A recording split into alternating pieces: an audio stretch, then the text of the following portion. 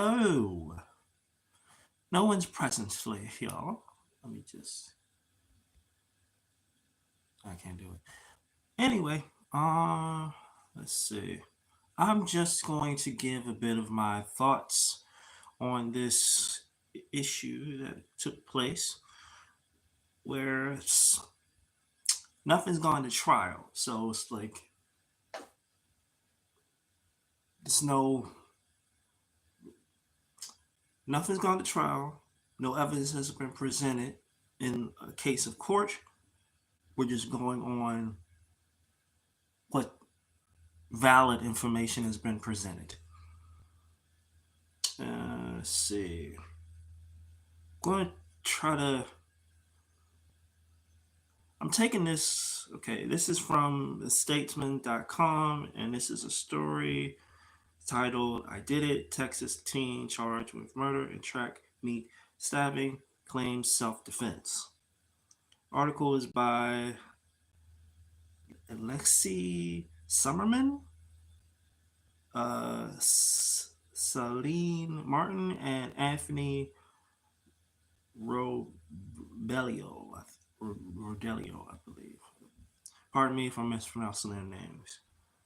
Texas teen athlete who allegedly stabbed another at a track meet admitted to doing so in self-defense, police records show.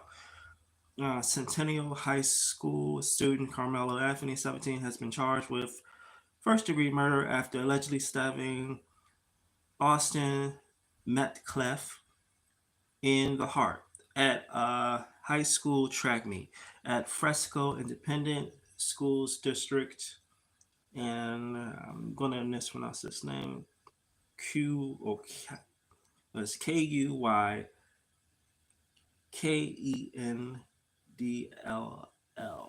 That's Kendall, I think. Stadium on April 2nd. So this is recently. McClef, also 17, so they're both 17, was a student at Memorial High School, located 3 miles north of the crime scene. Okay? The altercation between McClef and Anthony occurred around 10 a.m., police say. The two were involved in a disagreement over a seat at the track meet before Anthony wielded a knife and stabbed McClef.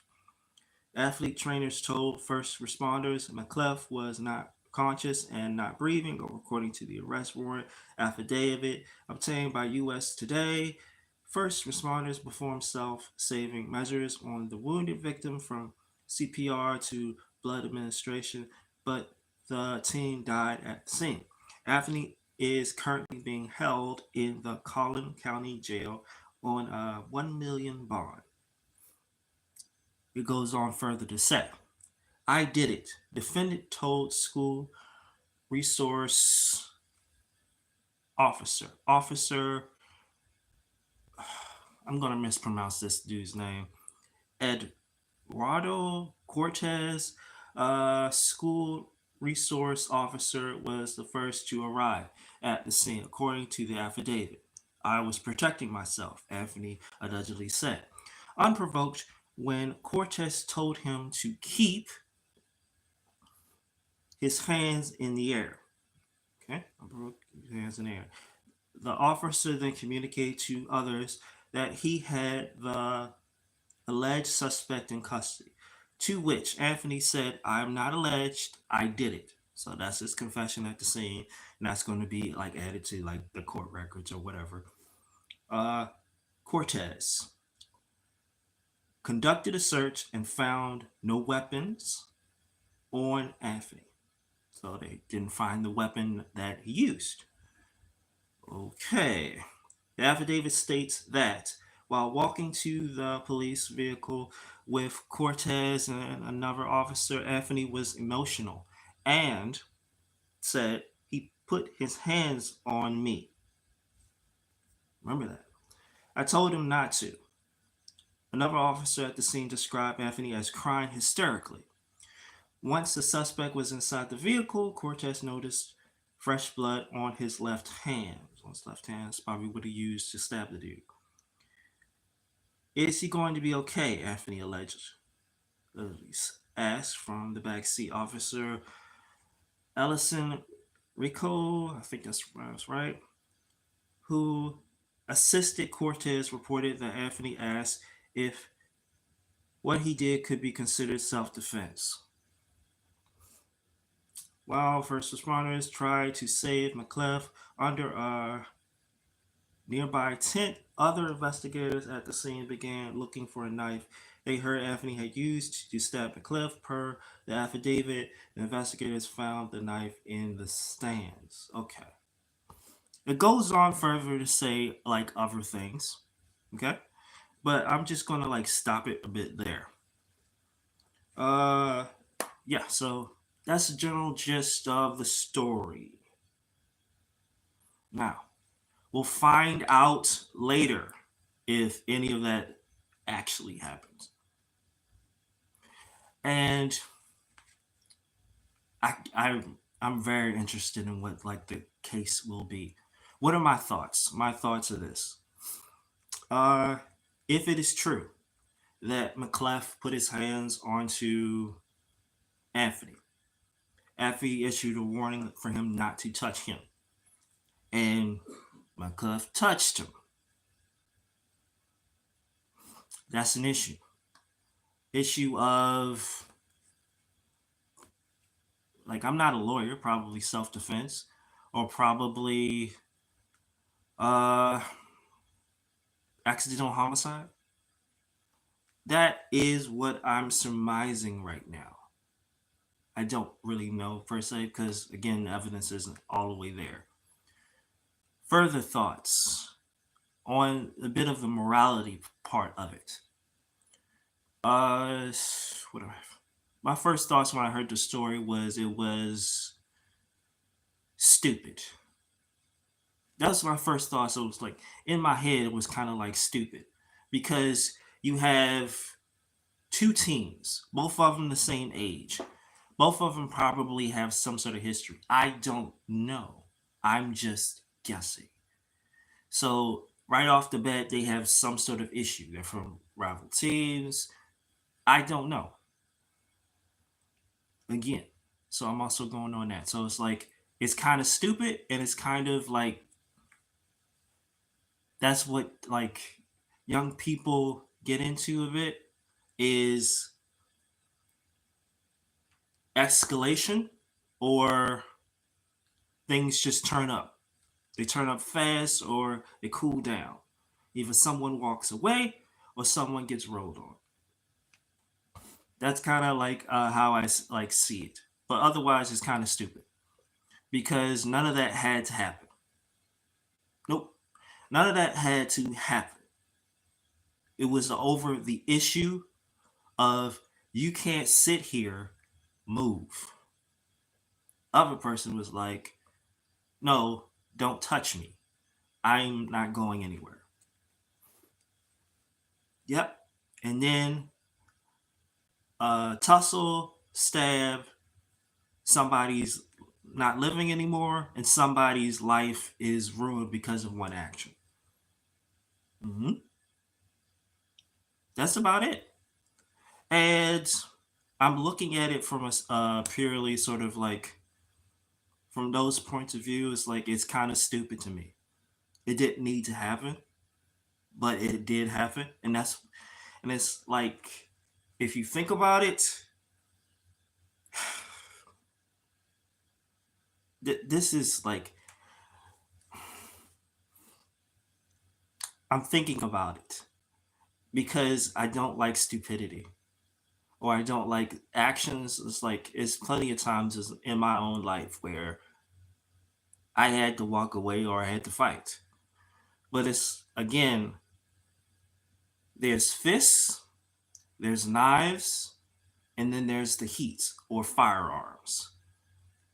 With each, with whatever you're using, if you get into an altercation or you get into something, there is a possibility that somebody could be unalived. YouTube term. And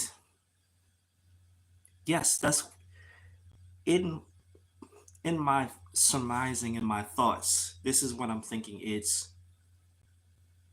if you carry a knife, isn't the assumption in your head, or it should be the assumption in your head, that you could possibly kill somebody with that? Not hurt them, not just simply defend yourself. You could possibly kill them. Now, both of them are still 17. Now, the argument would be like they're still kids. They're still like, because what the argument is going to be. And they're still like under the age of 30 or not. One of them is not alive, the other is alive. And what do I think? If it is like the brought, bring forth the case, to bring forth the evidence, and it's proved that it is, because if it's proof that it's like self defense and at the most is involuntary manslaughter, then I think it'll be a right judgment. If it's proved there was something else altogether because of it, then it is what it is. But yes, like I think it wasn't murder at all. Not the way I think about like the term, or even like, because murder, that's a word. It has a definition. It has a category. It yeah, yes. All right, what's held up for review?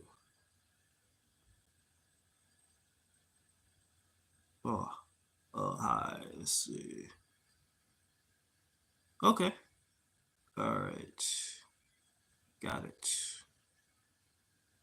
I do not know what this is. I'm gonna bring this down. I'm gonna hide this. No, I'm gonna keep that up. Okay. Why did I delete that? Anyway, those are a bit of my like expound. Further morality way I'm saying it is human life. Human life. I understand the need to self defend yourself, because in America, the first form of property that you come to own is yourself. That's the truth. Until you are 18, your parents or the state has full ownership of you as an individual, because you can't have ownership of yourself because you can't take care of yourself. And in some instances, people that cannot have the ability to come in possession of themselves responsibly, they are still held under the caretaker, uh, yeah, caretakering of either their parents or the state or family relations or what have you. So I get that. It's like, again, your body is your property. No one has a right to touch your property without your permission. It's another angle I would say is like, in general, people are taught a bit is that you defend yourself. If you get into a fight, you do your best, you put your dukes up, Marksbury, Queensbury rules. It's not the emphasis on actually killing the other person, it's the emphasis on just protecting yourself, keeping the other person away from you, or defending your right to exist, or not to not have your property damaged, which is your body. That being said, I have another thought. It is an odd thought, is just this. If someone touches your body, that is assault. Especially if you do not give them permission to touch you and you tell them not to touch you. So you've stated, or you put up a fence that says, this is my property. You individually don't have a right to touch me or to touch my property, which is my body.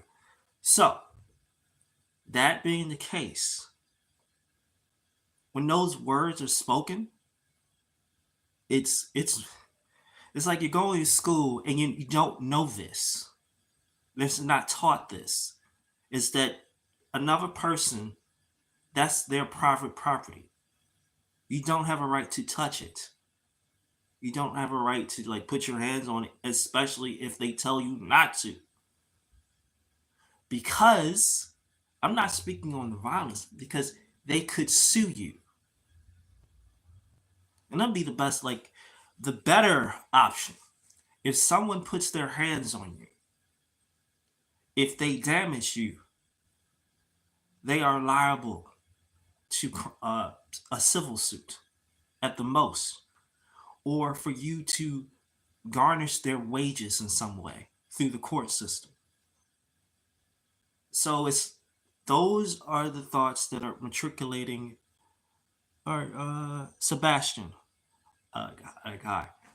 Uh, yeah, those are the thoughts that are matriculating throughout my mind and my thinking on this particular issue. Is if you look at it objectively and you look at all what data we have, it sounds like manslaughter or sounds like a little bit of self defense. If you look at it morally, no one should have a right within like the laws of the US to touch personal property, which is your body. Your body's your property. Morally, since it's kind of again, it's kind of stupid because the situation could have been avoided easily and it didn't have to be turned up to 11 so quickly. Because that's the thing I'm kind of noticing is that it happens so quickly. From what little information we've had, that's the way it sounds. That it happened just out of one interaction between two people. And you can almost infer that there's some past history there or there's some elemental aggression between both of them that's just festered on history, back history, or I don't know. Wasn't there. Didn't see it. Lastly, it's better options. If someone puts their hands on you, you can file, you can sue them. You literally could sue them. If that's the way I'm kind of looking at it. Is but again, it's like none of that was like rolling through their heads or Anthony Mackie's head or McCluff's head when they were interacting with one another. Did they have to interact this way? Did it have to go down this way? Did these words have to be exchanged this way? Did he have to use a knife? That was what he preferred to use as a self defense. It's kind of not how I was raised up, because again, I'm a bit of an old head. It's like I was raised up in the '90s, so it's like three forms of like how far you want to take it. The first form is fisticuffs. You're putting up your dukes and you're going at it square up against the other person. Whatever happens is like both of you get in a scuffle. You get a bruise, he gets a bruise. You win some, you lose some. It's the lines from Friday. But it's that sense.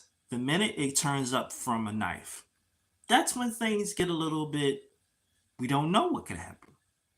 Because the minutes, especially with a knife could be the most dangerous thing you could use to have for self defense because it will damage something. It will possibly kill somebody quickly. Bullets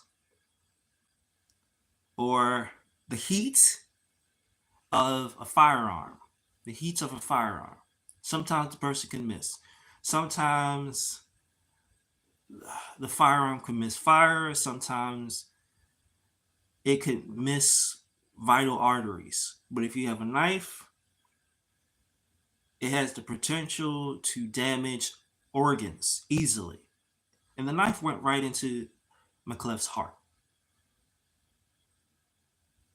I don't even know if like Anthony Mackie was even trained to use a knife. No, of course he wasn't. That was just something that he wanted to use for his protection. Yep.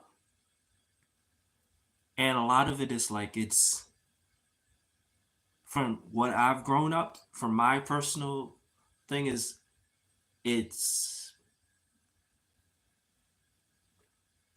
yep, it seems kind of stupid. To be honest, it's like, do I feel sorry for Anthony Mackie? Do I feel sorry for Anthony Mackie for making that decision? No. I'm just being straight up. If you make the decision to defend yourself, then whether or not you are aware of the consequences, it does not matter. Because you've reached an age of some amount of accountability. It's like, yes, I know he's quote unquote child by 1 year more because again it's like he's 17 almost 18. 1 year or a few months he'll be a legal adult, and it's just at that point it's kind of like a number. So yes, I don't feel sorry for him. No, I let me think about that.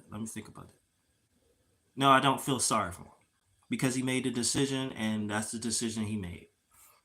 uh yes. Do I feel sorry for the one that is unalived? Uh, I feel sorry that he put his hands on the other person. I feel sorry that it just he none of these people had any sort of conflict de-escalation training. I mean, and in the result, he's gone and he's a victim. I mean, that's the truth. He's a victim of the circumstances and the sense of the way that situation went down. Like, I wasn't taught that. You don't put your hands on anybody that you want to put your hands on. You don't talk to people any other way that you want to talk to them. You respect everybody in a certain sort of like basic level. You don't mess with them because you never know what can happen. And yeah, that's what I feel, or my thoughts in the situation. It's the people who are really blamed.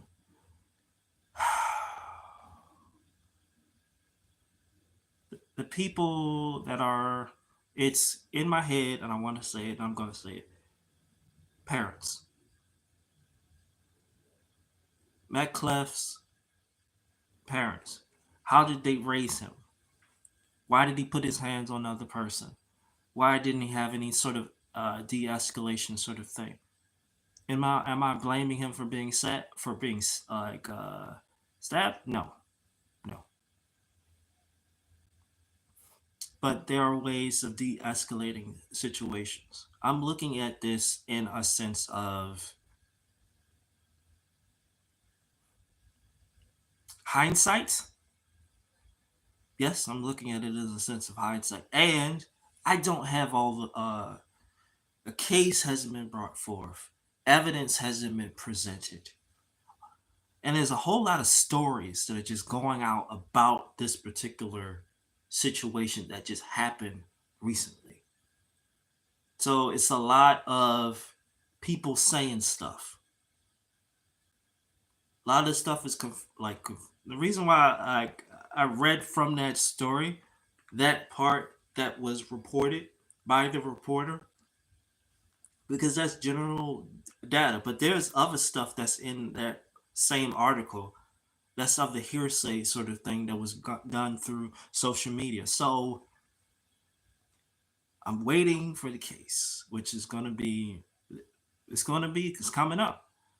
So Yeah, that's my thoughts in a nutshell. That's what I think.